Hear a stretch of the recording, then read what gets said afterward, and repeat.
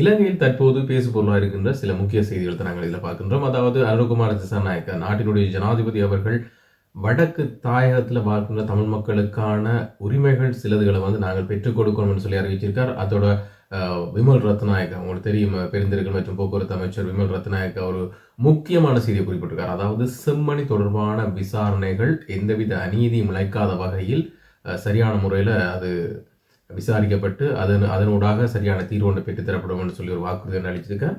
அடுத்தது பார்த்தீங்கன்னு சொன்னால் இது மிக மிக முக்கியமானது. அதாவது இலங்கை பூராகவும் உங்களோட பிரதேசங்களில் இருக்கிற ஒவ்வொரு போலீஸ் கான்ஸ்டபிள்ல இருந்து, அது புதிதாக வந்தவராக இருக்கட்டும், கனவேடங்கள் அனுபவம் இருந்தவராக இருக்கட்டும், இவர்கள் தொடர்பாக உங்களுக்கு ஏதேனும் அபிப்பிராயம் இருக்கும் பட்சத்தில் அவர்கள் தவறு இழைக்கிறார்கள், லஞ்சம் கூறுகிறார்கள், பிழையான நடத்தைகள், குற்றவாளியை தப்பிக்க வருகிறார்கள், இப்படி எந்த விதமான ஒரு பிரச்சனைகள் இருந்தாலும் அறிவிக்கக்கூடிய வகையில் முக்கியமான நபர்கள், அதாவது உங்களுக்கு தெரியும் கிட்டடியில் மாகாண திணைக்களங்கள் குற்றப்புலனாய் திணைக்களம் மாகாண திணைக்களங்கள் வந்தது. ஸோ அவர்களுடைய தொடர்புபட்ட இலக்கங்கள் உங்களுக்கு தரப்பட்டிருக்குது போலீஸ் மா திணைக்களத்தால். ஸோ இவை தொடர்பாகத்தான் நாங்கள் இன்றைக்கு இந்த செய்தியில் விரிவாக பார்க்க இருக்கிறோம். ஸோ இந்த செய்தியை போயிட்டு பார்க்க முதல்ல இதுவரைக்கும் என்னோட சேனல் நீங்கள் சப்ஸ்கிரைப் பண்ணலாம் தான் முதல்ல என்னுடைய சேனலை சப்ஸ்கிரைப் பண்ணி பெல் பட்டன் கிளிக் பண்ணுங்க. அப்போ தான் இதே மாதிரி நான் போகிற ப்ரியூசமான வீடியோக்குள்ள உங்களுக்கு ஃபியூச்சரில் பார்க்கக்கூடியா இருக்கும். ஸோ இப்போ நம்ம வாங்க வீடியோக்குள்ள போவோம்.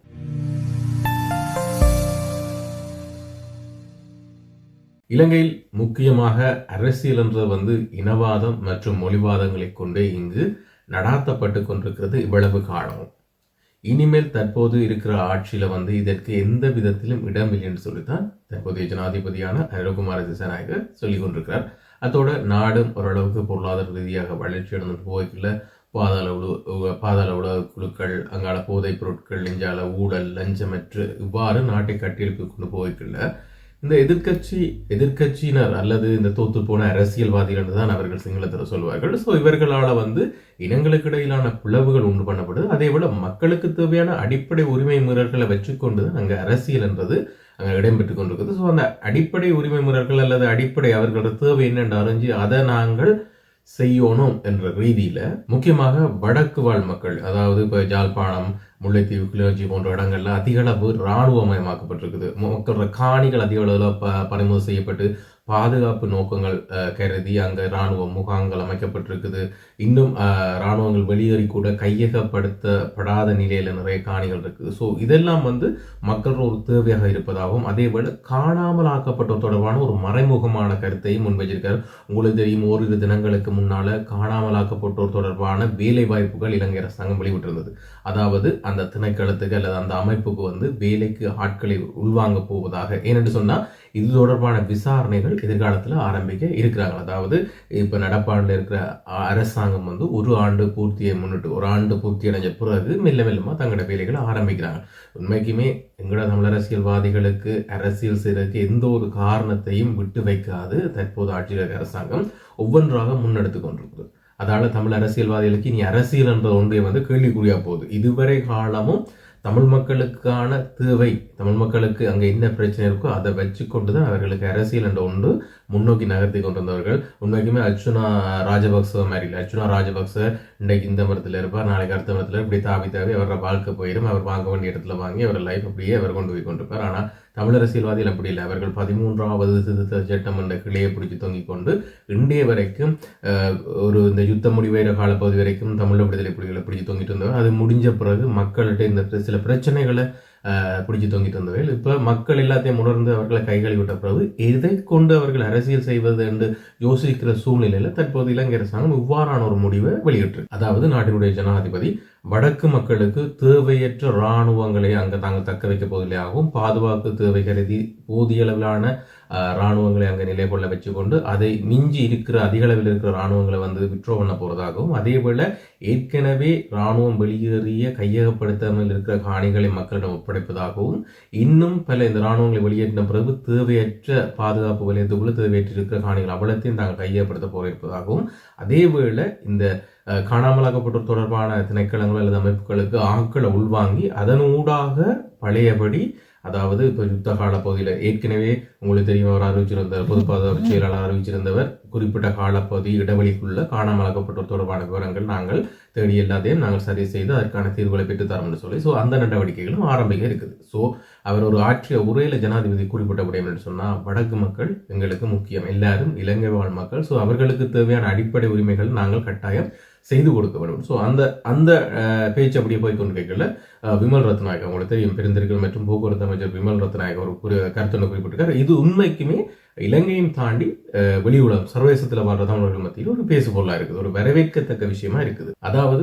தமிழர்கள் சார்ந்து இதுவரை காலமும் ஒரு சிங்கள அரசியல்வாதி இதுக்காக நாங்கள் நீதி பெற்று தருகிறோம் என்று சொல்லி ஒரு வார்த்தைக்கு கூட இதுவரை காலமும் சொன்னதில்லை. தேர்தல் பிரச்சாரங்கள்ல சொல்லி அதுக்கு பிறகு அதை மறந்துடுவினான். ஆனால் காலமாக வர்ற ஆட்சியாளர் ஒவ்வொருத்தரும் இதையே செய்து வந்தார். அதே போலதான் இவர்களும் தேர்தல் காலப்பகுதிகளில் வந்து சில வாக்குறுதிகளை விட்டவர்கள். அதுக்கப்புறம் இந்த செம்மணி பிரச்சனை வரும்போது உங்களுக்கு கிட்டல கூட ஜனாதிபதி யாழ்ப்பாணம் போயிட்டு வரைக்கும் கூட அதை டீம் பார்க்கலன்னு சொல்லி நிறைய கருத்துக்கள் வந்து சமூகத்தில் வெளுத்தது. அதே போல புலம்பெயர் தேசங்களையும் வெளுத்தது. ஆனால் இருந்தும் அவர் பாதுகாப்பு அச்சுறுத்தல் காரணமாக தான் அதை நிராகரித்தன உள்ளால பேச்சுகள் எல்லாம் இடம்பெற்று கொண்டது நீங்கள் அறிஞ்ச விஷயம். ஆனால் தற்போது விமல் ரத்நாயக்க குறிப்பிட்ட விஷயம் என்று சொன்னால், தமிழ் மக்கள் எங்களுக்கு முக்கியம், இலங்கையில் வாழ்கிற மூவின மக்கள் எங்களுக்கு முக்கியம்.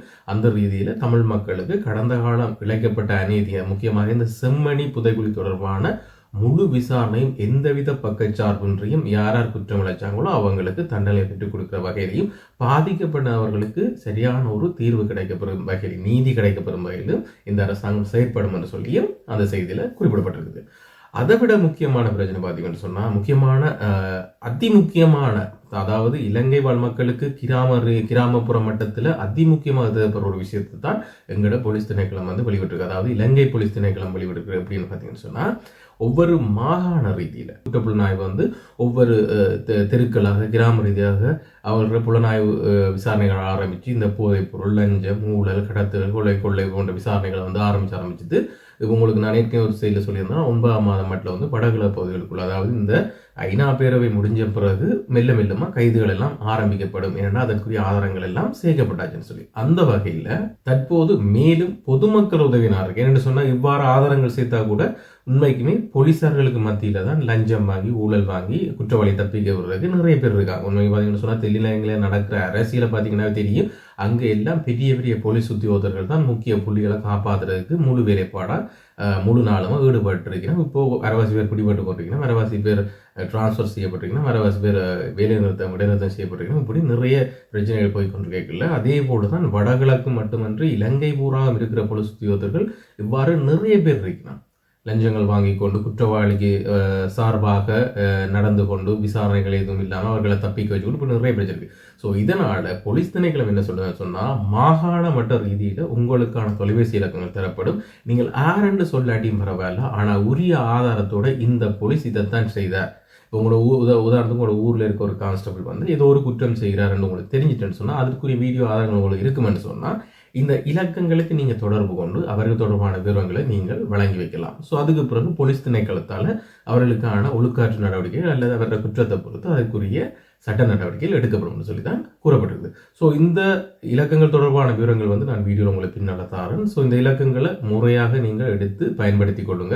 உண்மைக்குமே உங்களுக்கு வழங்கப்படுற ஒவ்வொரு சந்தர்ப்பங்களையும் நீங்கள் சரியான முறையில் பயன்படுத்திங்கன்னு சொன்னால், உங்களோட கிராமம் மட்டுமில்லை, உங்களோட வீடு மட்டுமில்லை, உங்களோட தெருக்களுக்கு கூட சரியான அரசாங்கத்துடைய நடவடிக்கைகள் சரியான முறையில் எடுக்கல நல்ல ஒரு தீர்வாங்க உங்களுக்கு பெற்றுத்தரக்கூடியதாக இருக்கும். அந்த வகையில் பார்த்தீங்கன்னு சொன்னால், இலங்கை போலீஸ் திணைக்களத்தால் மாகாண மட்ட ரீதியாக கொடுக்கப்பட்ட இலக்கங்கள், மேல் மாகாணத்துக்கு வந்து மேல் மாகாண வடக்குக்கு 0718598005, மேல் மாகாணம் தெற்குக்கு 0718598008. அதே மாதிரி கொழும்பு பிரதேசத்துக்கு பார்த்தீங்கன்னு சொன்னால் 0718598018. அதே மாதிரி களுத்துறை பிரதேசத்துக்கு, முக்கியமாக இதெல்லாம் வந்து மேல் மாகாணத்துக்குள்ள வருது.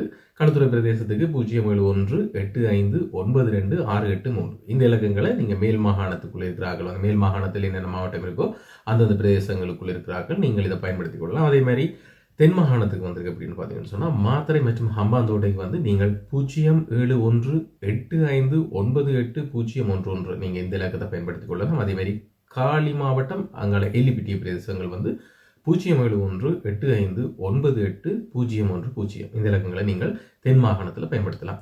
அடுத்தது வந்து நான் முக்கியமாக சொல்ல போகிறது பார்த்தீங்கன்னு சொன்னால் வடமேல் மாகாணம் வந்து உண்மைக்குமே புத்தளம் மிக முக்கியமான இடம். புத்தளம், சிலாவம் எல்லாம் கரையோர பிரதேசங்கள். உண்மைக்குமே இங்கே போதைப் பொருள் தொடர்பான நிறைய பிரச்சனை நடக்கிறது. இதற்கு அங்கே இருக்கிற போலீஸ் அதிகாரிகள் கூட அங்கே அவர்களுக்கு உதவியாகத்தான் இருக்கிறார்கள். அதனால தான் இப்போவும் அந்த சம்பவங்கள் இப்படியான ஒரு ஆட்சி காலத்தில் இப்போவும் அங்கே குற்றம் இடப்படுறதுக்கு காரணம் வந்து இந்த போலீஸ் உத்தியோகத்தர்கள் தான். ஸோ அவர்கள் தொடர்பான ஆதாரபூர்வமான தகவல் உங்களோட நீங்கள் அறிய பெற்றால் இந்த இலக்கங்களை பயன்படுத்தலாம். சிலாவம் மற்றும் புத்தளம் வந்து 0718526561 என்ற இலக்கத்தை பயன்படுத்தலாம். அதே மாதிரி குருநாகல், நிக்கவரெட்டிய, குலியாபிட்டிய போன்ற இடங்கள் வந்து 0718529674 என்ற இலக்கத்தை நீங்கள் பயன்படுத்தலாம். அடுத்து வந்து பார்த்தீங்கன்னு சொன்னால் மத்திய மாகாணம். இந்த மத்திய மாகாணத்தில் பார்த்தீங்கன்னு சொன்னால் முக்கியமாக கண்டி, மாத்தளை, கம்பளை, நுவரேலியா போன்ற இடங்கள் வரும்.